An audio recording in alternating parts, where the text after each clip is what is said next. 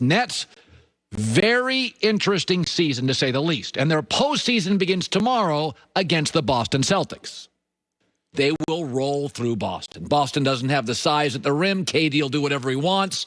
They don't have Jaylen Brown. They don't have enough juice offensively. It's going to be a 4 or 5 game series. And the media is going to fawn over Brooklyn. The points are going to come easy. The games mostly will be blowouts. Boston maybe wins a game. Everybody, well, of course they'll be in a good mood. It will be easy. It is a massive talent disparity between the Celtics and Brooklyn.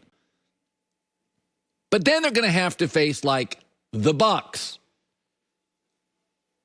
That'll be interesting. 6 or 7 game series, little duress, very physical team. Rim protector, Drew Holiday, PJ Tucker can be annoying. I want to see the 3 stars for Brooklyn in crisis. Because I've seen the big 3 in Brooklyn in crisis. Kyrie can flake. Harden can erode. KD can pout. And by the way, the coaches are Steve Nash, always underachieved in the playoff, and Mike D'Antoni, struggled in the playoff. First guy off the bench, sometime starter Blake Griffin, struggled in the playoff. There are nothing but playoff ghosts all over this locker room, and you're not going to sense it against Boston. And let's be honest, for top offensive stars in this league, they rarely face discomfort in the NBA regular season. It's basically 28 points in 36 minutes on to Denver, rinse and repeat. The referees officiate it differently. They want to get out of town and go to the next game. They don't want a 3.5-hour game at the free throw line. They let guys play. The coaches view it as a marathon, not a sprint. They don't want to offend or alienate their star players in the regular season.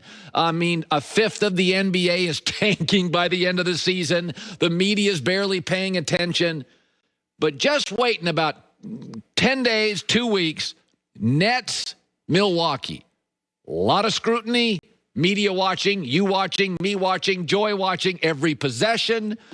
Rim protector, PJ Tucker, Drew Holiday are physical, annoying, in your ribs, in your airspace, guys. The coaches now get louder. They demand more because coaches in the NBA don't win playoff series. They get run. They get ripped. D'Antoni doesn't need another bad playoff series. Steve Nash, rookie coach. We start saying against Milwaukee, they're down 2-0. Nash is over his skis. Oh, here comes Harden again. Kyrie's a flake, and the world's watching. So I can't wait to watch Brooklyn after the Boston series. The Boston series is going to be nothing but comfort. Kevin Durant's going to do whatever he wants. Jason Tatum's going to play fine, but he has no shot. They just don't have the ammo. Here's the other team. So let's shift to the Clippers. So the Clippers start tomorrow against Dallas. I think they'll win the series. But I'm going to pose a hypothetical to you. It's always worse when somebody you used to be with goes on and has success. I've often said this about divorces. I never root against anybody. But you don't want to see him have a much better life than you, right?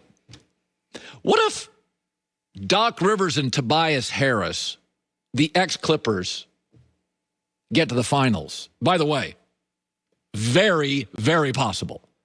What happens if the Phoenix Suns and Chris Paul upset the Lakers? Ooh. What if ex-Clipper Blake Griffin and the Nets end up doing really well? What if the Lakers, who share the same building in Montrezl Harrell, win? That's not great for the Clippers, right? I mean, we know Doc Rivers, Tobias Harris in the finals against the Lakers, who share the building in Montrezl Harrell. That ain't good for the Clippers. I think the Clippers are a tinderbox. I think the pressure on this team is crazy. And don't kid yourself, Russell Westbrook through the years, you don't think he saw and heard all the guys he used to play with have all this playoff success? And he's played 26 playoff games and he's won 8. Of course it matters after a while. Steve Ballmer is a very front-facing owner. He spent $2 billion on this team, $1.8 on a new arena, and that'll be major cost overruns because it's Los Angeles, and there's cost overruns on lunch. He's going to be $5, $6, $7 billion in. And you got Kawhi, a free agent after the year, Paul George coming off a horrible playoff last year, the team underachieved last year, the Lakers in the same building. Here they come again.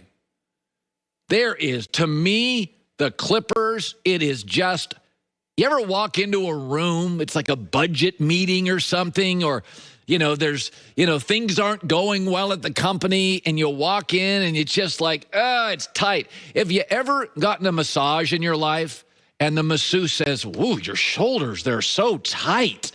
It's like, yeah, it's been a bad couple of weeks at work. It's been a lot of pressure. I feel like the Clippers, and I know you can't see this on radio, I feel like they're going into this playoffs with their shoulders up, and they're like, oh, God. I mean, they're not good late in games. Paul George was awful. They underachieved. Ballmer's paid a fortune. He's front-facing, so we know who he is. It'll be humiliating. And there are Clippers everywhere crushing. Chris Paul's an MVP candidate. Tobias Harris is having his best year, and Doc Rivers has apparently solved the chemistry issues overnight in Philadelphia. Montrezl Harrell now for the Lakers. They're favored to get to the title. Blake Griffin ends up on the most talented threesome in the league. I mean, there are Clippers everywhere in this league. Some of them are going to succeed. And I just think as Ballmer's watching television, money's going out the door for the new arena, and Paul George is shooting 29% in the playoffs, and Kawhi has to miss a game. We've all worked at different companies. Some are loose and fun, and some bosses are a little uptight. And this is not a shot at Ballmer, but he is a demanding boss, and right now he is sitting there. If you'd have told Ballmer, when Kawhi Leonard and Paul George showed up to town, remember his press conference? He's hooting and hollering, and the Lakers were a mess. They were kind of a mess. Since then, the Lakers have won a title. They're favored to win a title, and the Clippers were the league's biggest meltdown last year. And Dallas is no fun to play because Luka is great late in games, and the Clippers so far, 2 years, have been terrible late in games. So Brooklyn, I want to check them out in 2 weeks. It'll be an easy 10 days for Brooklyn.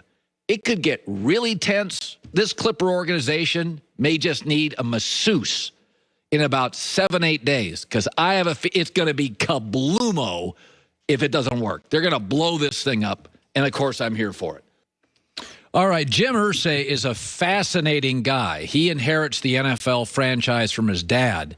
He has collected guitars from John Lennon and Prince, Bob Dylan, Jerry Garcia. His knowledge and understanding of music is second to none. And it's interesting because, he loves these counterculture musicians,